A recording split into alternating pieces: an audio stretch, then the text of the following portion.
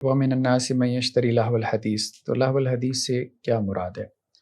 تو غامدی صاحب نے تو سلف کے پرسپیکٹیو میں، کیونکہ وہ ہم سے خطاب کر رہے تھے، تو گویا ہمارے گراؤنڈ پہ آ کے وہ ہم سے یہ گفتگو کر رہے ہیں کہ سلف کی سب سے بڑا جو تفسیر کا ماخذ ہے وہ تفسیر تبری ہے۔ تو تبری کو انہوں نے کئی مقامات پہ کوٹ کیا کہ خود تبری کی کیا رائے ہے، یا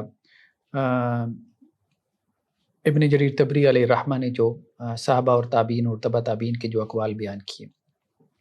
تو غامدی صاحب نے اس حوالے سے ایک سٹانس لیا ہے کہ دیکھیں آپ کے سلف میں بھی لہو الحدیث سے مراد محض غنا نہیں ہے، بلکہ عمومی معنی ہے، اس میں وہ غنا کو بھی داخل کرتے ہیں، اساطیر کو بھی داخل کرتے ہیں۔ تو جب آپ اساطیر کو علی الاطلاق حرام نہیں کہتے تو آپ غنا کو علی الاطلاق حرام کیوں کہتے ہیں؟ یہ انہوں نے ایک سٹانس لیا۔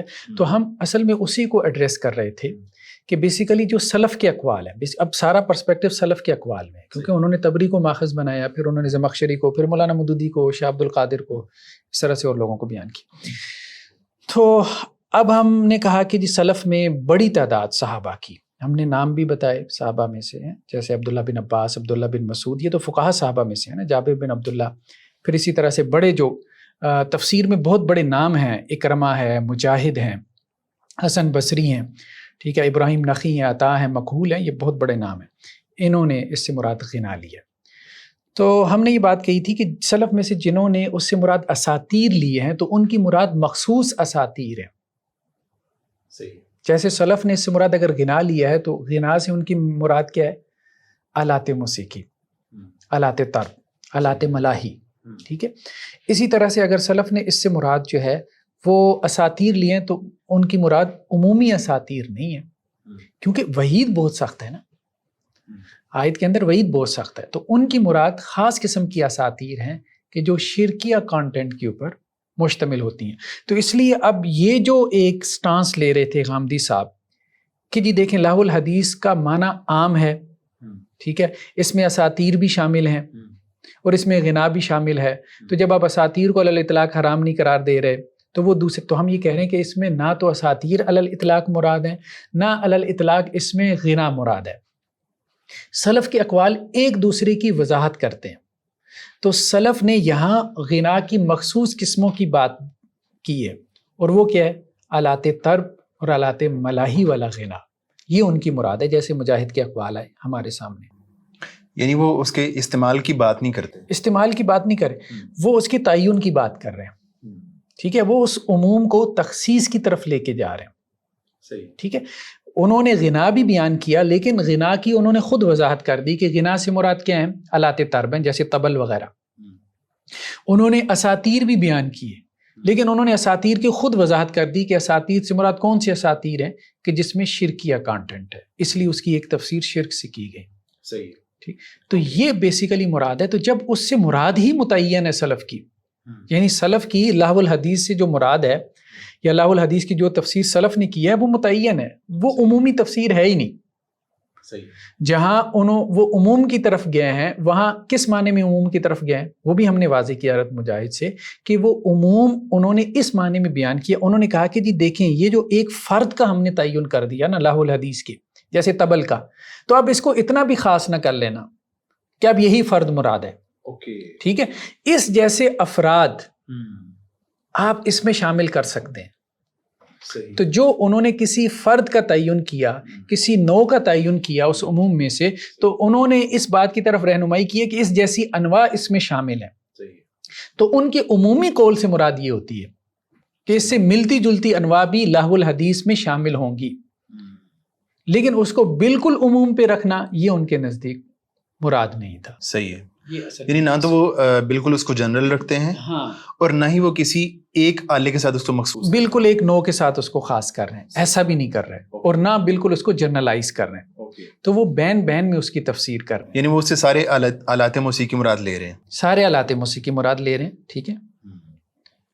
یہی جو مجاہد کے قول کا معنی تھا نا، الغنا وکل لعب لہو، ٹھیک ہے، تو وہ یہ بھی نہیں کہہ رہے کہ ہر کھیل کیسے حرام ہو سکتا ہے، ظاہری بات ہے، تو وہ مراد یہ رہے کہ بھئی غنا کا تذکرہ کر دیا تو غنا سے ملتا جلتا جو بھی کھیل ہے وہ بھی اس میں شامل ہے، اور غنا کی انہوں نے خود تفسیر کر دی کہ طبل، تو یعنی آلات موسیقی اور آلات موسیقی سے ملتے جلتے جو اس زمانے میں بھی تھے، بعد میں بھی اگر ایجاد ہوتے رہے، وہ سب اس میں شامل ہوں گے. تو یہ مراد ہے. ٹھیک ہے. تو آپ سب قرآن کریم میں جو لہو کا لفظ ہے کئی اور جگہوں پہ بھی استعمال ہوا، جو ہے لہو و لعب کہا گیا، دنیا کے بارے میں کہا گیا.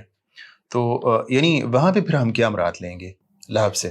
یہ ایک اشکال غامدی صاحب نے پیدا کیا کہ جی دیکھیں یہ لائب و لہو یا لہو و لائب دونوں طرح سے قرآن میں یہ ترکیب استعمال ہوئی ہے. یہ قرآن کی معروف ترکیب ہے. ٹھیک ہے. تو انما الحیات الدنیا لعب و لہو، کہ دنیا کی زندگی ایک کھیل اور تماشا، عام طور پہ اس کا اس طرح سے ترجمہ کر دیا جاتا ہے. تو اب غامدی صاحب کہتے ہیں کہ جی یہاں دیکھیں لہو کا لفظ استعمال ہوا ہے دنیاوی زندگی کے لیے. دنیاوی زندگی علی الاطلاق تو حرام نہیں ہے. ٹھیک ہے. ہاں اس کے کچھ شیڈز ہیں جن کو آپ کہہ سکتے ہیں کہ جی یہ اس طرح کی دنیاوی زندگی یہ حرام ہے، لیکن اس طرح کی دنیاوی زندگی اس میں کوئی حرج نہیں. ٹھیک. تو اب وہ کہتے ہیں کہ جی یہاں سے بھی پتہ چل رہا ہے. لیکن دیکھیں بات یہ ہے کہ لہو یہاں پہ لہو کا لفظ نہیں ہے. مطلب اب کتنا بڑا جو ہے آپ یوں کہیں کہ جی ایک ٹوسٹ ہے کہ جو اپنی بات کے ذریعے وہ پیدا کر رہے ہیں. ایک ہے لہو اور ایک ہے لہو الحدیث. لہو الحدیث ایک ترکیب ہے. صحیح. ٹھیک ہے. مضاف اور مضاف الیہ سے مل کے یہ تو ایسی ہے جیسے عبد اور عبداللہ کا کوئی فرق جو ہے وہ مٹا دے.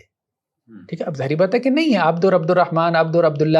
ٹھیک ہے. اضافت کے ساتھ جب دو اسم آپس میں مل گیا ترکیب اضافی کے ساتھ تو پھر جو ایک ترکیب وجود میں آئی ہے وہ اور ایک جو ہے وہ مفرد لفظ ہے. تو دونوں میں ظاہری بات ہے زمین و آسمان کا فرق ہوگا. قرآن میں اس کے نظائر آپ کو بہت سے مل جائیں گے. تو اب یہ جو ترکیب ہے نا لہو الحدیث، صرف لہو کی بات ہی نہیں کر رہے، اس کو تو چھوڑیں، یہ تو لہو ہے ہی نہیں. یہاں پہ بات کس کی ہو رہی ہے؟ لہو الحدیث کی بات ہو رہی ہے. ٹھیک ہے. یہ ایسی ہے نا کہ جی آپ کہیں کہ جی مسئلہ زیر بحث ہو کہ جی عبداللہ اور آپ کہیں کہ جی عبد کا لفظ قرآن میں فلاں فلاں جگہ آیا. تو لہو الحدیث کا لفظ قرآن مجید میں ایک ہی مقام پہ آیا. ٹھیک ہے. لہو الحدیث کا لفظ ایک ہی.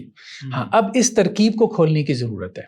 ٹھیک ہے. ہاں وہ آپ اس کو کھولیں، اس میں کوئی حرج والی بات نہیں ہے. ٹھیک ہے. یہ جو لہو الحدیث ہے یہ جو اضافت ہے، اضافت دیکھیں ایک تو اس میں عام طور پہ جیسے نحوی ہیں، نحویوں کا جو انداز اور اسلوب ہے، تو اضافت میں ایک تو نسبت وہ نکالتے ہیں تبیین کی. ٹھیک ہے. من بیانیہ نکال کے. دوسری وہ نسبت نکالتے ہیں تبعیض کی، من تبعیضیہ نکال کے.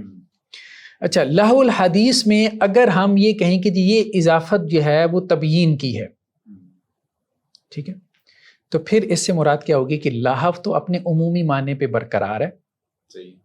آپ اس کا عمومی معنی مراد لیں، لیکن کون سا کس لہو کی یہاں پہ بات ہو رہی ہے؟ لہو من الحدیث. ٹھیک ہے. اور حدیث سے مراد کیا ہے؟ منکر ہے. اچھا یہ جو تفاسیر ہیں یہ آپ کو ہمارے ہاں کتب تفاسیر میں اس کی وضاحت، خاص طور پہ وہ جو تفاسیر ہیں جو کہ بلاغت کو ذرا ٹچ کرتی ہیں، ٹھیک ہے، تو ان کے ہاں آپ کو اس قسم کی تفصیلات مل جاتی ہیں. تو اگر تو آپ اس کو تبیین کی نسبت مانیں، اس اضافت کو تبیین کی نسبت سے مانیں، تو پھر حدیث سے ابھی ہم یہ ساری تفسیر جو ہے سلف کے اقوال کے پرسپیکٹیو میں کر رہے ہیں، کیونکہ ہمارے ہاں تو اقوال سلف حجت ہے نا، تو ان کے اقوال کے پرسپیکٹیو میں ہم لہو الحدیث کی ٹرم کو سمجھ رہے ہیں. یہ پرسپیکٹیو سامنے رکھنا بہت ضروری ہے. ہم مطلق طور پہ لہو الحدیث کی ٹرم کو نہیں سمجھ رہے. تو سلف کے اقوال کی روشنی میں یا تو یہ من تبیین کا ہے، ٹھیک ہے، یعنی سلف نے جو اس کی تفسیر کی ہے تو وہ اس چیز کو سامنے رکھتے ہوئے یہ تفسیر کی ہے. تو پھر ایسی صورت میں حدیث سے مراد ان کے نزدیک منکر ہے. حدیث سے مراد منکر ہے. جیسے انہوں نے کہا کہ جی شرکیہ باتیں، یحییٰ بن سلام کا قول تھا، ٹھیک ہے، ضحاک کا قول تھا کہ اس سے مراد کیا ہے؟ شرکیہ باتیں. تو وہ شرکیہ باتیں حدیث سے لی انہوں نے. صحیح ہے. ٹھیک ہے. تو شرکیہ باتوں میں یعنی لہو الحدیث سے کیا مراد ہے؟ لہو یعنی شرک. میں نے اگر تبیین کا مانے، ٹھیک ہے، نسبت اگر یہ تبیین کی ہوگی اضافت کی، تو پھر کیا ہوگا؟ لہو الحدیث سے کیا مراد ہوگا؟ لہو ہاں من الحدیث. لہو اور من بیانیہ ہے، یعنی حدیث سے مراد ان کے ہاں شرک ہے یا کوئی اور ایسی بڑا منکر، ٹھیک ہے، آلات موسیقی. ٹھیک ہے. تو یہاں وہ بحث ہی نکل جاتی ہے کہ جی لہو تو بہت جنرل لفظ ہے. کیونکہ لہو کو آگے بیان کر رہا ہے، جو اس کی نسبت ہے اضافت کی وہ اس کو بیان کر رہی ہے. ٹھیک ہے، کہ لہو سے کیا مراد ہے؟ حدیث. اور حدیث سے مراد وہ پھر اسپیسیفک معنی مراد لیتے ہیں. کون؟ سلف. اس سے مراد وہ شرکیہ باتیں لے لیتے ہیں، یا اس سے مراد وہ آلات ملاحی، آلات طرب، آلات موسیقی مراد لے لیتے ہیں. تو ایک تو یہ ہے کہ آپ اس کو من سے اس کی وضاحت کریں. دوسرا یہ ہے کہ آپ اس کو من جو ہے وہ تبعیض کا لیں، جو بعض کے معنی میں آتا ہے. ٹھیک.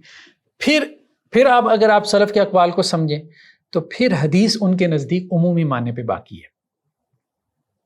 ٹھیک ہے. یعنی حدیث میں سے لہو کو انہوں نے پھر خاص معنی میں لیا.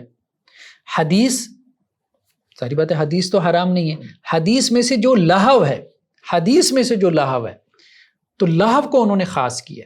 یعنی منکر میں سے جو لہو ہے. نہیں، ایک ہے من جو ہے وہ تبیین کا. جب آپ من تبیین کا لیتے ہیں نا، پھر حدیث سے مراد منکر ہے. ٹھیک ہے. پھر لہو الحدیث کا آپ ترجمہ کیسے کریں گے کہ جو ومن الناس، لوگوں میں سے، من یشتری، جو خریدتے ہیں. کیا خریدتے ہیں؟ لہو خریدتے ہیں، یعنی منکر. ٹھیک ہے.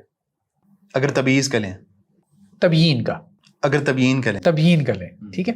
ومن الناس، لوگوں میں سے وہ ہیں، من یشتری، جو خرید لیتے ہیں، لہو الحدیث، لہو خرید لیتے ہیں، یعنی حدیث سے مراد منکر خریدتے ہیں. ٹھیک ہے. وہ اس کی وضاحت ہوگی. اس کی وضاحت ہو گئی. وہ منکرات میں شرک آ جاتا ہے، منکرات میں آلات موسیقی آ جاتے ہیں. ٹھیک ہے. دوسرا یہ کہ آپ اس کو من جو ہے وہ تبعیض کا لیں، کہ لوگوں میں سے وہ جو کہ خرید لیتے ہیں. کیا خرید لیتے ہیں؟ حدیث میں سے لہو خرید لیتے ہیں. حدیث میں سے، یعنی اس کا جز ہو گیا نا. لہو حدیث کا جز ہے. حدیث اپنے عمومی معنی پہ ہے. اساطیر، کل اساطیر نہیں خریدتے، اساطیر میں سے جو لہو ہے اس کو خریدتے ہیں. کل غنا نہیں خریدتے، غنا میں سے جو لہو ہے اس کو خریدتے ہیں. غنا بھی ایک حدیث ہے، گانا کیا ایک حدیث ہے، بات ہے. اساطیر بھی ایک حدیث ہے. ٹھیک ہے. تو حدیث میں سے، اساطیر میں سے، غنا میں سے جو لہو ہے اس کو خرید لیتے ہیں. اور لہو سے ان کی مراد کیا ہوتی ہے؟ یعنی وہ اس کا حصہ ہوگا، یا اس کا پارٹ ہوگا، جز ہوگا. تو لیکن پھر بھی تبعیض کی وجہ سے وہ خاص تو ہو گیا. تو متعین کی ممانعت کی بات وہ کر رہے ہیں.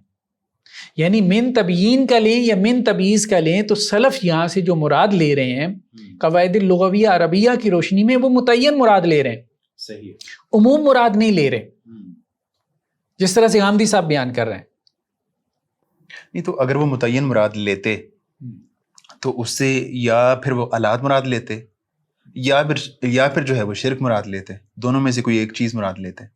اگر اس کو اسپیسیفائی کر رہے تھے وہ، تو دونوں میں سے کوئی ایک چیز مراد نہیں ہونی چاہیے تھی.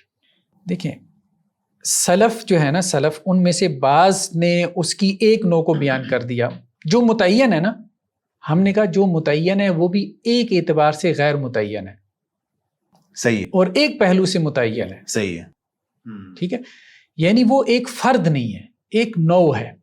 ایک نوع ہے. ہاں، اس میں بہت ساری چیزیں شامل. تو وہ نوعی تفسیر کر دیتے ہیں، یعنی اس سے ملتی جلتی نوع کو وہ اس نوع میں، اس کے حکم میں شامل کر دیتے ہیں. صحیح ہے. ہاں، لیکن اس اعتبار سے کہ ہر نوع کو اس میں شامل نہیں کر رہے، تو آپ یوں کہہ سکتے ہیں کہ غیر متعین ہے. یعنی اس نوع کی جتنی بھی چیزیں ہوں گی وہ اس میں شامل ہوں گی. وہ اس میں شامل ہوں گی، اور اس سے ملتی جلتی نوع بھی اس میں شامل ہوگی. اوکے، صحیح. یہ بات ہے. تو اس اعتبار سے کہ سلف نے یہاں پہ جو معنی بیان کیا وہ ایک اعتبار سے متعین ہے اور ایک اعتبار سے غیر متعین ہے. متعین اس اعتبار سے ہے کہ یہاں پہ جس کو وہ حرام کہہ رہے ہیں، جس کو وہ دلالت اور گمراہی کہہ رہے ہیں، اور جسے وہ کہہ رہے ہیں کہ جی جس کے اوپر عذاب کی وعید ہے، تو اس میں ہر چیز، صرف وہی چیز اس میں شامل ہے جس کے اوپر عذاب کی وعید ہو سکتی ہے. صحیح. اور جس کے اوپر دلالت کے لفظ کا اطلاق ہو سکتا ہے، اور وہ ایک سے زیادہ چیزیں ہو سکتی ہیں، وہ ایک نہیں. تو اس لیے یہاں پہ یہ بات کرنا کہ وہ یہ کہہ رہے ہیں کہ جی بہت عمومی معنی مراد ہے اور پھر اطلاق کی بات ہے اور استعمال کی بات ہے، وہ لمبی چوڑی اپنی توجیحات ہیں. بٹ ٹھیک ہے، لوگ توجیحات کرتے رہتے ہیں، لیکن سلف کا یہ مراد نہیں ہے جس طرح سے غامدی صاحب اس کو بیان کرتے ہیں. یعنی اگر آپ اس کو جنرل میننگ میں رکھیں بھی تو آپ اس کو آلات موسیقی کو اس سے نکال نہیں سکتے. آلات موسیقی کو اس سے نکال نہیں سکتے، اور آپ ہر چیز کو اس میں داخل بھی نہیں کر سکتے. آلات موسیقی کی یا کوئی بھی اور چیز، مطلب جیسے دیکھیں نا، وہ یہ کہتے ہیں آلات موسیقی بھی ہیں، اساطیر بھی ہیں. ہم یہ کہتے ہیں ٹھیک ہے آلات موسیقی ہیں، اساطیر بھی ہیں، لیکن اساطیر وہ جو آلات موسیقی کی طرح ممنوع ہیں، صحیح، یا اساطیر کے علاوہ آپ نے کچھ اور بھی اس میں ڈالنا ہے تو صرف وہی چیز اس میں داخل ہوگی صحیح، جو کہ حرمت کے دائرے میں داخل ہوگی۔